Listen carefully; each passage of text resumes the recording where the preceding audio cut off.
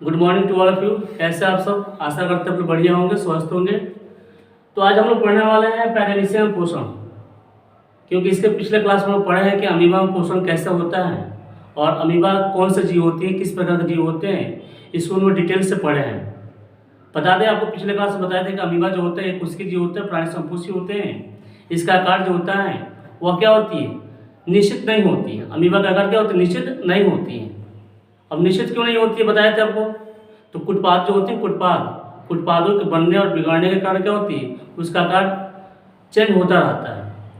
ठीक है, आइए हम जानते हैं कि अब पैरामीशियम में पोषण कैसा होता है, पैरामीशियम कैसी जीव होती है, इसके बारे में हम चर्चा कर लेते हैं। तो बता दें आपको कि पैरामीशियम जो होता है एक कोशिकीय प्राणी संपोषी जीव होता है और इसका आकार जो होता है निश्चित होती है। इसका आकार क्या होती है? निश्चित होती है। आप तो शायद देखे होंगे चप्पल ऊपर जूता देखे होंगे, उसमें जो सोल होता है, सोल उसी का आकार का होता है पैरामीशियम। यानी पैरामीशियम का जो आकार होता है ऐसा होता है। पैरामीशियम का जो आकार होता है ऐसा होता है। पैरामीशियम का जो आकार होता है ऐसा होता है। पैरामीशियम का आकार ऐसा होता है।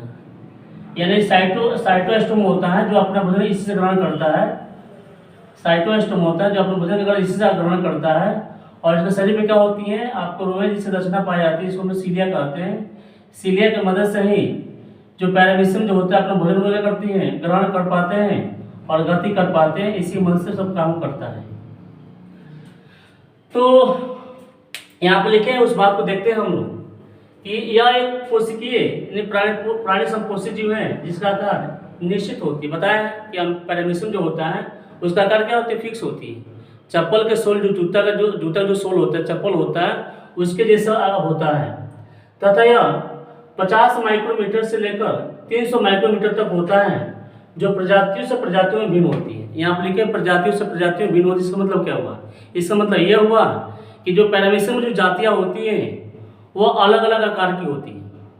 अब सब पैरामीशियम में अब अलग अलग जातियाँ होगी, कोई 150 माइक्रोमीटर का होगा, कोई कुछ होगा। तो उसकी जो जातियाँ होती है, पैरामीशियम जो जातियाँ होती है वो अलग अलग आकार के होते हैं, एक जैसा नहीं होते। तो वही बोले हैं कि इसका आकार जो होता है वो 50 माइक्रोमीटर से लेकर 300 माइक्रोमीटर तक होता है। यह ज़्यादा मीठे पानी के वातावरण में पाया जाता है। ये मीठे जो मृदुए जो जल होता है उसमें क्या होते हैं? पैरामीशियम पाए जाते हैं। पैरामीशियम में पोषण 4 चरणों में पूर्ण होती है। यानी पैरामीशियम में जो पोषण होते हैं 4 चरणों में पूर्ण होती है। क्यों होती है भाई? क्योंकि ऑलरेडी आपको बता चुके हैं पिछले क्लास में कि जो प्राणी संपोषी जो जीव होते हैं अपना भोजन ठोस या तरल के रूप में ग्रहण करते हैं।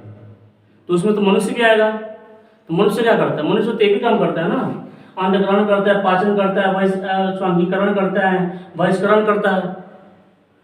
ठीक उसी प्रकार पैरामीशियम में प्रक्रिया पाई जाती है। यानी पैरामीशियम में पोषण 4 चरणों में पूर्ण होती है। पहला है अंतग्रहण क्या होती है? यानी भोजन को लेना। जब भोजन हमारी थाली में आ जाती है तो हम उसको क्या करते हैं? अपने मुख में लेते हैं। तो अंतग्रहण का मतलब होता है इंजेक्शन में होता है कि ये भोजन को लेना। उसके बाद पाचन, जब भोजन को हम ले लिए तो कंफर्म में पाचन करेंगे। जब हम अपने शरीर में, अपने पेट में भोजन को ले लिए तो क्या करेंगे? हम पाचन नहीं करेंगे, पाचन करेंगे। हमारे जो शरीर में क्या होंगे? एंजाइम स्रावित होंगी। यानी पैरामीशियम की बात कहा जा रहा है। तो पैरामीशियम में क्या होगा? पैरामीशियम के जो कोशिकाएं होगी वो क्या करेगी? एंजाइम को स्रावित करेगी और उस जो भोजन को अंतग्रहण किया है उसको क्या करेगी? पचाने का काम करेगी। तो आपको समझ में आ गया? तो पैरामीशियम क्या करता है? पहले अंतग्रहण करता है, उसका पाचन करता है और उसके बाद स्वांगीकरण है, एसिमिलेशन है। ये स्वांगीकरण क्या होती है? जब भोजन क्या होता है, जब भोजन का पूर्ण पाचन हो जाती है तो उसमें जो आपको जो पचा हुआ पदार्थ है, जो न्यूट्रिएंट्स है, वो क्या करती है? उसके पूरे कोशिका तंत्र में क्या होती है? फैल जाती है। उसके पूरे सेल में क्या होती है? पूरे सेल में क्या होती है? फैल जाती है। पचा हुआ जो न्यूट्रिएंट्स होती है, जो पच जाता है भोजन, जो न्यूट्रिएंट्स निकलता है वो पूरे कोशिका तंत्र में क्या होती है? कोशिका में पूरा फैल जाती है। उसके बाद जो अपचा जो भोजन होता है, जो बेकार पदार्थ होते हैं, जो भोजन को पचा लेते हैं, यानी अपचा जो भोजन होता है उसको क्या करते हैं? हम अपने शरीर से क्या करते हैं? बाहर निकाल देते हैं। उसी को बोलते हैं बहिष्करण बोलते हैं। क्या बोलते हैं? बहिष्करण बोलते हैं। शायद विश्वास है कि आपको समझ में आ गया होगा 4 बातें। कि पैरामीशियम में पोषण 4 चरणों में पूर्ण होती है। पहला अंतग्रहण, पाचन, स्वांगीकरण, बहिष्करण तरीका से आपको क्या होती है, 4 चरणों से यानी पाचन में जो क्रिया होती है क्या होती है, पूर्ण हो पाती है। आइए आगे जानते हैं हम लोग कि पैरामीशियम अमीबा की तरह ही एक कोशिकीय जीव है। बिल्कुल सही बात है, एक कोशिकीय जीव है। फर्क क्या है, फर्क ये क्या होता है, अमीबा का आकार अनिश्चित होता है, लेकिन पैरामीशियम का जो आकार होता है वो निश्चित होती है ना। लेकिन दोनों क्या है, एक कोशिकीय है। इसके सिलिया के गति कारण भोजन इसके निकट आ जाते हैं तथा सिलिया पैरामीशियम के पूरे शरीर पर पाया जाता है। यानी सिलिया जो होता है, पहले बता चुके हैं, जो सिलिया होती है इसका शरीर पाया जाता है, और सिलिया की मदद से ही जो भोजन के जो कण होते हैं वो क्या होते हैं, साइटोस्टोम के पास क्या होती है, भोजन के कण जो होते हैं वो क्या होते हैं आ पाते हैं, है ना। भोजन कण क्या होते हैं, यहाँ पर जो आपको कोशिका मुख होता है, वो कोशिका मुख पर पास क्या होती है, जो भोजन के कण जो होते हैं वहां पर आ पाते हैं। इसके बाद देखते हैं हम लोग, पैरामीशियम में भोजन का अंतग्रहण शरीर के एक निश्चित स्थान से होता है, जिसे कोशिका मुख कहते हैं। बिल्कुल सही बात है, क्योंकि हम उससे पीछे पढ़ा है कि अमीबा का जो भोजन का अंतग्रहण करने का जो जरिया होता है, तरीका होता है, वो निश्चित नहीं होता है।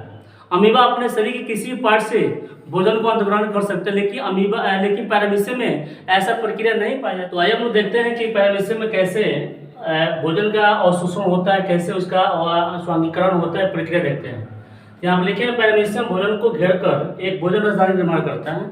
क्योंकि अमीबा भी क्या करता था कि भोजन को अंतग्रहण करता था और पाचन करता था, वहाँ पे क्या करता था, भोजन रसदानी का निर्माण करता था। ठीक उसी प्रकार पैरामीशियम भी क्या करता है, एक कोशिका मुख के द्वारा साइटोस्टोमा के द्वारा क्या करता है, भोजन को अवशोषण करता है और भोजन को इकट्ठा करके करता है, भोजन रसदानी का निर्माण करता है। अब इस भोजन रसदानी क्या होता है, डाइजेशन होता है, पाचन होता है, पाचन क्रिया द्वारा उसमें जो न्यूट्रिएंट्स होता है इसे पूरे शरीर में क्या होता है, फैल जाता है। इसे पूरे शरीर में क्या होता है, फैल जाते हैं। जो कोशिका द्रव्य होता है इसे कोशिका द्रव्य क्या होता है, पूरा फैल जाता है। यहाँ पर देखिए, भोजन रसदानी में पचने वाला भोजन कोशिका द्रव्य द्वारा अवशोषित कर लिया जाता है। यानी जो भोजन पच जाता है, इसमें जो न्यूट्रिएंट्स होता है वो सारे न्यूट्रिएंट्स को इस कोशिका द्रव्य में क्या होता है, पूरा फैला दिया जाता है। पूरा क्या कहता है, फैला दिया जाता है।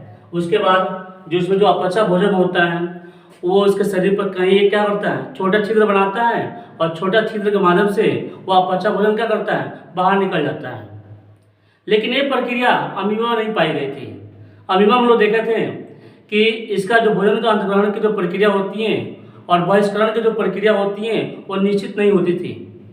लेकिन पैरामीशियम में आपको बहिष्करण की जो प्रक्रिया होती है, अपचा भोजन बाहर निकलने की जो प्रक्रिया होती है, एक निश्चित स्थान से क्या करती है, भोजन अपचा जो भोजन होता है क्या होता है, बाहर निकल जाता है। तो इसके साथ आप जो भी हम पैरामीशियम में बताएं, डिटेल्स आपको बताएं, वो आपको समझ में आया होगा। तो हम मिलते हैं कल अगले क्लास के साथ। तो तब तक के लिए थैंक यू, धन्यवाद।